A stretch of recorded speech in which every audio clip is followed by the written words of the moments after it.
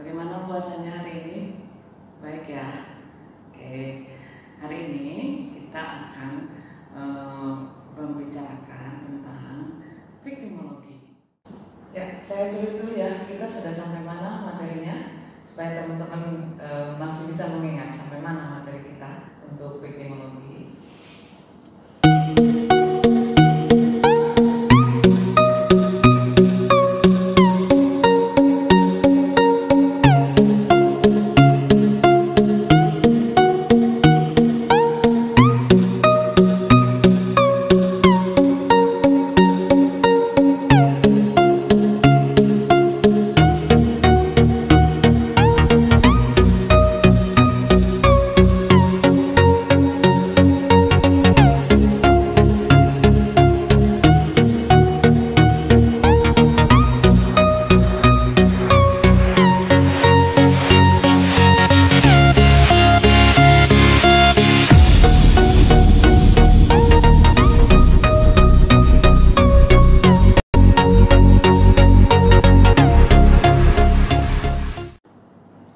Di kuliah sebelumnya kita sudah membahas tentang korban dalam sistem peradilan pidana, tetapi terkait dengan hubungannya dengan kepolisian, korban dan kepolisian. Oke, nah hari ini kita membahas tentang korban dan kejaksaan. Sebetulnya hubungan antara korban dengan kejaksaan itu kayak gimana gitu? Seperti apa sih hubungannya? Tentu di sini hubungan hukum ya, karena kalau ditanya apakah hubungan korban dan kejaksaan baik-baik saja?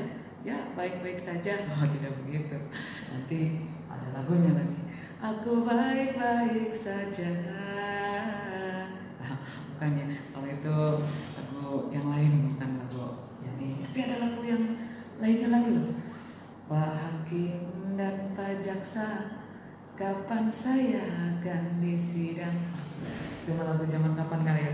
Pasti teman-teman di sini udah pada nggak tahu ya lagu yang itu. Kalau bercerita tentang korban dan jaksa, bagaimana di dalam sistem peradilan pidana? Sebetulnya dulu sejarahnya ketika ada sebuah kejahatan yang terjadi, maka si korban bisa dengan secara langsung untuk mengajukan tuntutan kepada siapa? Kepada si pelaku. Dia bisa secara langsung untuk melakukan itu. Tapi kemudian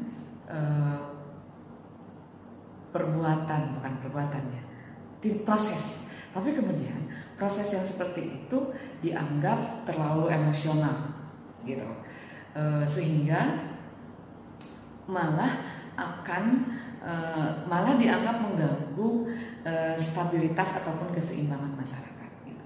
Karena seseorang menjadi korban kejahatan, kemudian dia mengajukan tuntutan sendiri, gitu, itu bisa saja dilakukan secara tidak baik atau secara emosional, dan bahkan dampaknya pun menjadi tidak baik. Kadang-kadang pada kenyataannya si korban juga tidak berani untuk mengajukan sendiri karena takut akan ada perlakuan yang lain. Misalnya gini, si korban rugi nih atau menderita kerugian atas kejahatan, kemudian dia mengajukan tuntutan sendiri. Nah, dia malah menjadi takut karena kan si pelaku juga memiliki keluarga, memiliki orang lain yang kemudian juga sangat mungkin untuk disuruh melakukan balas dendam dan sebagainya. Bahkan bisa jadi ada semacam intervensi dari pihak pelaku kepada pihak korban untuk tidak mengajukan tuntutan. Nah, kemudian dalam perkembangannya, selain juga tuntutan yang bisa dilakukan secara emosional, baik dari segi korban maupun dari segi pelaku dalam hal menyikapi tuntutan itu, nah, pada perkembangannya perbuatan jahat ataupun perbuatan yang merugikan pihak korban ini dianggap juga tidak saja pihak korban yang merasa rugi secara pribadi, tetapi juga masyarakat secara umum, sehingga urusan kejahatan ini bukan saja dianggap menjadi urusan kepentingan pribadi si korban, tapi juga kepentingan hukum masyarakat. Nah, contoh, misalnya dalam satu komplek ada satu rumah yang menjadi korban pencurian.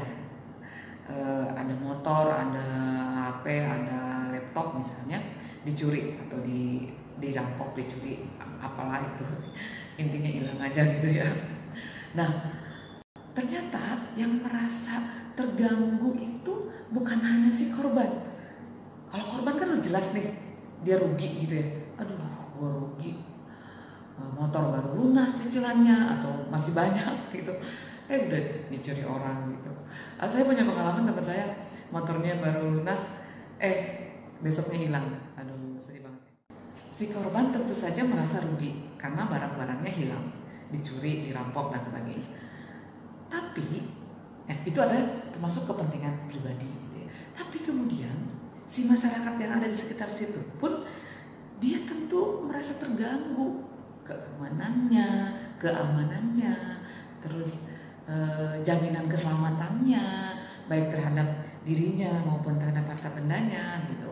Nah, sehingga atas dasar itulah maka kejahatan yang semula menjadi kepentingan pribadi dan si korban bisa langsung mengajukan tuntutan melalui proses peradilan, kemudian diambil alih oleh negara bahwa kejahatan itu merupakan sebuah pelanggaran terhadap kepentingan umum gitu, terhadap kepentingan masyarakat, sehingga negara memiliki otoritas ataupun kewenangan untuk mengambil alih proses penyelesaian pidana itu, penyelesaian konflik tersebut. Nah, mengambil alih proses itu dengan cara adanya salah satu subsistem peradilan atau salah satu alat perangkat negara yang masuk dalam subsistem peradilan pidana, yaitu penuntut umum atau dulu dikenal namanya open bar ministry, yang kemudian di Indonesia disebut penuntut umum, jaksa, JPU ya. Ada anak TFCC di sini, JPU ya, jaksa penuntut umum. Si Brusil nih kayaknya, JPU nih. Jaksa itu merupakan dominus litis, artinya dia yang satu-satunya lembaga yang memiliki kewenangan untuk melakukan penuntutan dan eksekusi tentu saja. Oke, nah dengan adanya perkembangan tadi yang pada mulanya korban bisa langsung melakukan penuntutan, tapi kemudian diambil alih otoritasnya oleh jaksa sebagai penegak hukum yang merupakan subsistem peradilan pidana dan merupakan wakil negara. Nah, maka ada perubahan dalam hal perilaku yang kemudian mengubah menjadi sudut pandang yang berbeda. Dan tadinya korban berperan dalam hal mengambil haknya, menuntut kerugiannya. Nah, sekarang perannya diambil oleh jaksa penuntut umum. Tapi kemudian seiring dengan diambilnya peran tersebut malah menjadi melupakan eksistensi ataupun kehadiran korban di dalam proses penyelesaian konflik tadi, di dalam sistem peradilan pidana tadi. Gitu. Kita gambar ruang peradilan. Misalnya di sini adalah hakim, kemudian di sini adalah JPU, di sini adalah apa? Di sini adalah advokat, kemudian hakim, JPU, kemudian advokat PH gitu ya. Kemudian di sini adalah terdakwa. Gitu. Nah, korban di mana? Korban di sini. Ini kembali gak sih? Anak TFC, kalau beneran ini. Nah, korban di mana? Korban di sini. Dia penonton. Atau bahkan mungkin korban di rumahnya. Atau di rumah aman gitu. Atau di pojok ruangan gitu. lagi menangis, sedih gitu kalau korban perkosaan. Aku sudah tidak suci lagi gitu ya. Nah, sedangkan orang melakukan proses penyelesaian di sini, subsistem peradilan, tapi si korbannya di luar sistem peradilan. Nah, terus mereka berjuang untuk siapa? Untuk penegakan hukum. Iya, tapi siapa? Jadi pencari keadilan itu siapa? PPK, para pencari keadilan itu siapa sebetulnya? Apakah si terdakwa ini? Terdakwa memiliki hak-hak tersangka loh. Terdakwa memiliki hak-hak di persidangan itu. Hak-hak tersangka aja ada 10 dalam KUHP sedikitnya. Apakah ada hak korban? Nah, dari sini kita bisa melihat bahwa kalau misalnya si terdakwa ini didampingi, berhak mendapatkan bantuan hukum, dia didampingi oleh advokat atau oleh penasihat hukum, terus si korban ini dia didampingi oleh siapa? Maka kalau melihat dari kotak-kotak ini, dari siswa, dari settingan ini, tentu si korban seharusnya diwakili oleh jaksa. Tetapi pada Undang-Undang Kejaksaan disebutkan bahwa jaksa itu mewakili negara.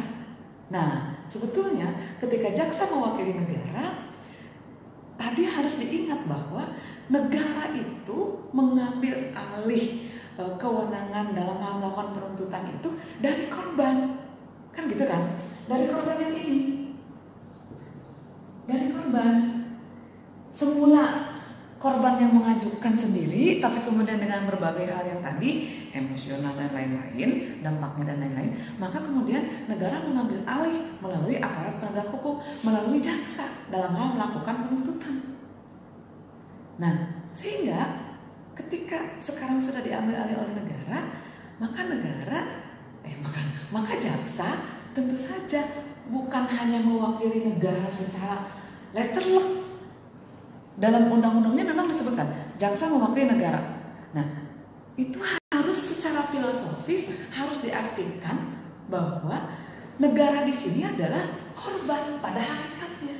Karena yang dirugikan di dalam sebuah kejahatan adalah korban, dan yang diperjuangkan ataupun harus diproses penyelesaian konfliknya dalam sebuah sistem peradilan pidana adalah si korban ini. Sehingga teman-teman yang mau jadi jaksa di sini harus lebih aware nih terhadap posisi korban ini dan juga posisi jaksa sendiri, karena jaksa pada hakikatnya secara filosofis dan historis dia adalah mewakili korban. Gitu. Oke, gimana? Nah, kalau begitu di dalam di dalam KUHP ada nggak sih hal-hal yang bisa dilakukan oleh jaksa ketika ingin mewakili korban? Ada. Contoh misalnya ada pasal penggabungan gugatan ganti kerugian. Nah, pasal ini yang kemudian bisa digunakan oleh jaksa untuk mengajukan tuntutan kerugian kepada pelaku, tuntutan kerugian korban kepada pelaku yang digabungkan dengan tuntutan pidananya. Gitu. Coba dicari pasalnya ya, pasal berapa. Nah, tuntutan penggabungan ganti kerugian ini memang jarang dilakukan oleh jaksa. Antara lain alasannya karena ketidaktahuan dari si korban itu sendiri, sehingga si korban tidak meminta kepada jaksa untuk turut serta digabungkan kerugiannya dalam tuntutan pidana gitu. Kemudian yang kedua juga kurang komunikasi hukum antara jaksa dengan korban. Nah, komunikasi hukum ini pun sempat menjadi hal yang rentan karena pihak jaksa juga beranggapan kalau misalnya ada komunikasi hukum dengan korban nanti adanya konflik of interest gitu dalam proses peradilan, tapi mungkin itu sebetulnya bisa diperbaiki gitu ya. Kemudian banyak juga yang korban menganggap Kalau misalnya digabungkan dengan tuntutan pidana, maka ini justru akan merugikan gitu, karena nantinya tuntutannya itu hanya berupa kerugian yang material saja, yang bisa dihitung saja. Dan kalau misalnya vonisnya bebas, nah maka tuntutannya belum tentu bisa dikabulkan begitu, sehingga ada banyak hal yang memang menjadi dasar tidak dilakukannya penggabungan gugatan ganti kerugian. Tetapi apa salahnya untuk dicoba jika memang kejahatan yang dilakukan itu kerugiannya tidak besar, misalnya penganiayaan yang hanya butuh biaya pengobatan saja, itu kan bisa dilakukan secara sederhana begitu, atau pencurian yang memang barang yang hilang itu bisa dihitung dengan materi gitu, karena kalau misalnya perkosaan kan tentu sulit gitu ya. Maksudnya tentu saja hal ini bisa dilakukan untuk kejahatan-kejahatan tertentu, dan itu bisa menghemat proses penyelesaian konflik, proses peradilan, karena dengan adanya penggabungan gugatan ganti kerugian di dalam perkara pidana, maka ketika perkara pidananya selesai, ganti kerugian pun akan ada gitu. Maksudnya ganti kerugian pun tentu sama putusan, kok belibet sih?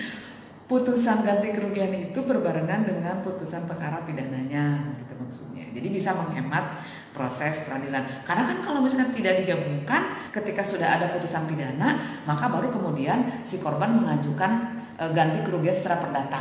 Nah, berarti kan ada proses lagi tuh. Nah, tapi kalau penggabungan ganti kerugian dilakukan secara pidana, nah tuntutan kerugiannya maka akan menghemat waktu. Nah, jadi kalau kita lihat secara filosofis maupun historis, jaksa di dalam sistem peradilan pidana dia bukan hanya mewakili negara, tetapi mewakili negara di sini adalah mewakili korban kejahatan. Oleh karena itu, jaksa merupakan bagian dari penegak hukum, bagian dari alat negara untuk juga memberikan perhatian kepada korban. Nah, setidaknya di dalam tuntutan yang dilakukan terhadap pelaku, selain hanya untuk penghukuman tujuannya, tetapi juga harus disampaikan juga untuk perbaikan terhadap korban. Misalnya menuntut pelaku bersalah melakukan tindak pidana ini, dipenjara sekian tahun, juga menuntut pelaku untuk memberikan restitusi terhadap korban. Gitu. Oke? Sampai di sini kuliah saya hari ini. Semoga kita semua selalu berada dalam keadaan sehat. Semoga hari-hari teman-teman menyenangkan. Assalamualaikum warahmatullahi wabarakatuh.